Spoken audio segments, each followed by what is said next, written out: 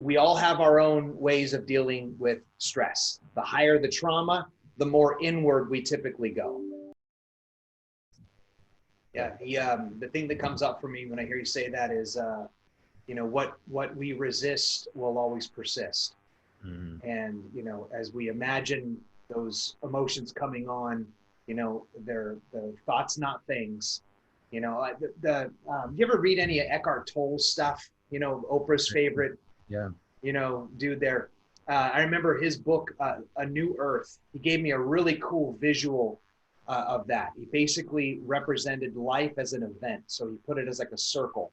And he said that, 99% of our time, we ourselves are the exact diameter of the circle. Like it's us in the event, us in the event, us in the event. And he said that like consciousness, like the ability to actually see the difference and create separation between the two, and that little gap of light that gets let through is our consciousness. And you ask like, well, who am I? I am the one that sees that. And it's, you think of him like, he's at a guru level in that, right? So it's like, it's easy to say, it's another thing to practice. But what I feel like is way more helpful or valuable is ride the wave, right? I mean, that's something you could imagine doing right there in that moment, ride that wave. I love that. And then there's meditation, right? Like, it's tough to find quiet time right now more than ever before, speaking from personal experience. But man, if I can maybe get up like I did this morning, an hour earlier, and do a little meditation to start the day out there, that's an incredible way to sort of get a little emotional deposit into the bank account that I know I'm going to have to withdraw from later. And I know that's another thing you want to talk about, like taking care of yourself, self-care, right? Was that one of the four? Yeah. So self-care is essential right now. The ways that we sort of dealt with stress in the past don't necessarily apply right now. So we need to learn more than ever how to take care of ourselves. And that could be exercising more. Some people like to meditate. I don't tell people you have to meditate if you don't want to. Some people find it helpful, some people don't. But I think the keys are like eating healthy, trying to get better sleep, trying not to use substances much or at all, exercise. And these don't have to be all or nothing things. You don't have to, download P90X and do workout an hour a day for 6 days a week. Like if you don't exercise much, going for a 15-minute walk once a day is huge. It'll make a huge difference in the way you feel, right? Or if you're, pounding alcohol, dial it down some. If you're staying up at night watching TV and you're not getting good sleep, like try to set a better bedtime, or do some reading about better sleep hygiene or something like that, which I can provide resources for. These don't have to be huge changes. I don't expect people to be perfect or even want people to be perfect. I think just, kind of intentionally trying to make some improvements in some of these things to take care of ourselves better. Number one, for two reasons. Number one, heaven forbid, if you were to contract coronavirus, the healthier you are, the more likely you are to be able to fight it off. Right. But number two, these things help your emotional well-being. So prioritizing these things. I found for myself, I wouldn't say I'm not a planner, that's not the right word, but I'm not somebody who like dials in like hour by hour, like I'm gonna get up, set my alarm, I'm gonna get up, do this, and then do this, and then do this. Some things I do just kind of when I find time. Right? Like, I have an extra hour, I'm gonna go work out, or I'm gonna go to the grocery store at this time because I have this time. This time right now, I think we really need to sort of dial in to be able to take care of ourselves. I found for myself and a lot of people I talk to, planning more than ever is essential because we're not in our normal routines. And getting things done that you normally got done because they fit in with your normal routine, they may not. But it's also an opportunity to make changes. It's an opportunity to do things that you didn't normally do, to get involved in things you didn't normally get involved in, to experience some things that you maybe haven't had time for, but suddenly with these, the way our lives are right now, this doesn't all have to be negative. Like we can think of some of these things as opportunities for new changes.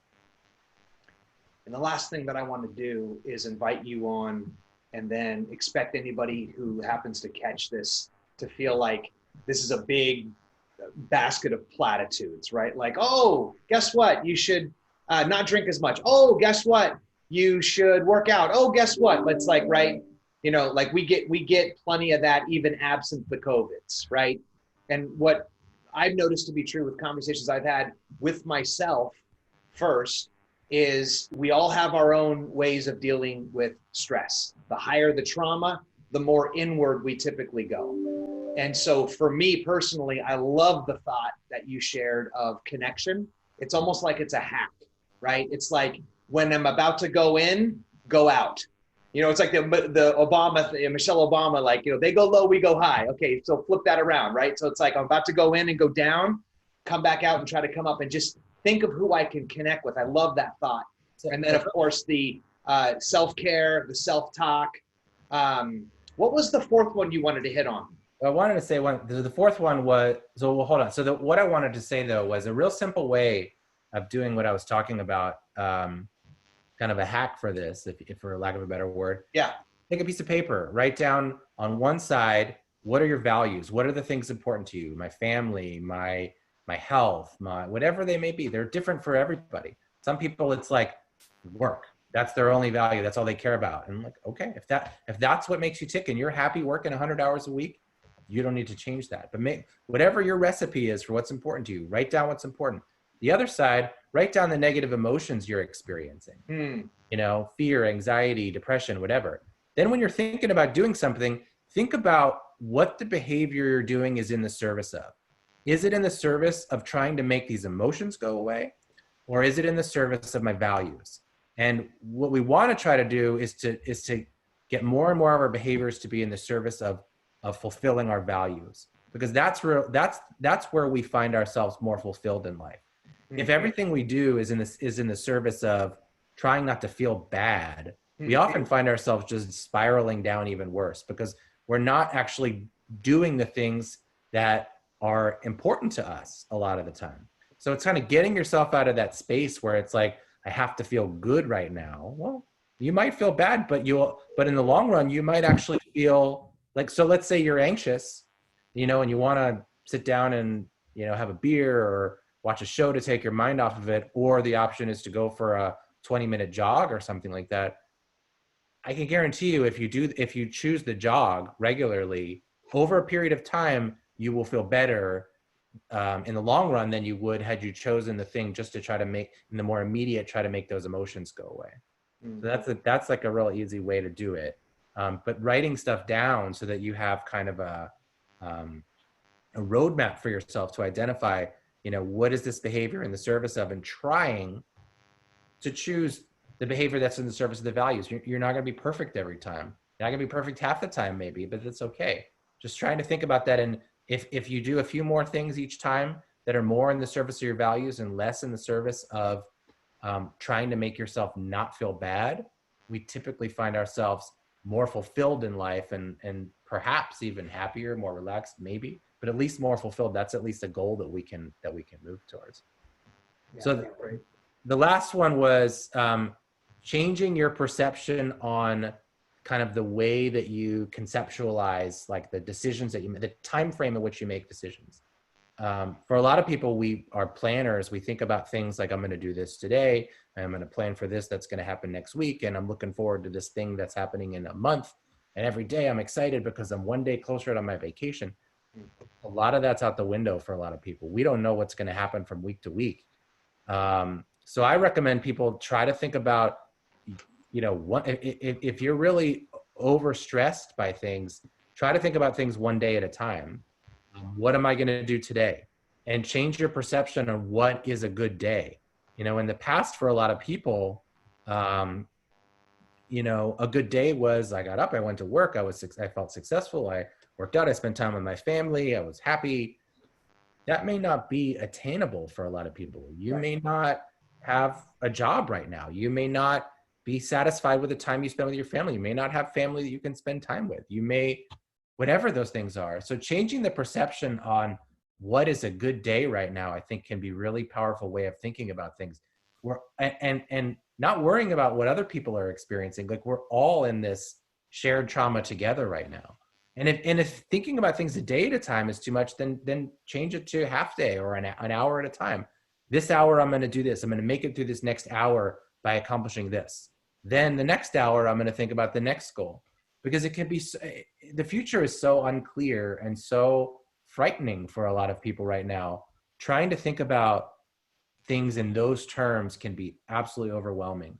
So just breaking it down into simple, more attainable increments of time can be really powerful for your psyche and the way you think about things. Man, I love that. And I just, when, as soon as you said that, I remember that was one of the first things that you had mentioned to me, was that reprogramming of what a good day is. And that instantly hit home for me at a really core level, because talk about disruption, right? Like, even the idea, it's like, it's been said that clarity is the greatest gift one human being can give another in this life, because without clarity, there's no chance of having a vision, let alone a shared vision, right? And we're not in this, life and world alone. Everything is collaborative in one way or another. And if I can't imagine what it is that I'm even going for, there's no way that as I get careened from wall to wall throughout the day as it's coming at me, that I'm going to have the ability to get where it is I'm going, because I got no target to shoot for. So it's almost like someone turned out the light, and so it's like, okay, got it, lights out, now what? Like, how do I navigate this new space absent the light?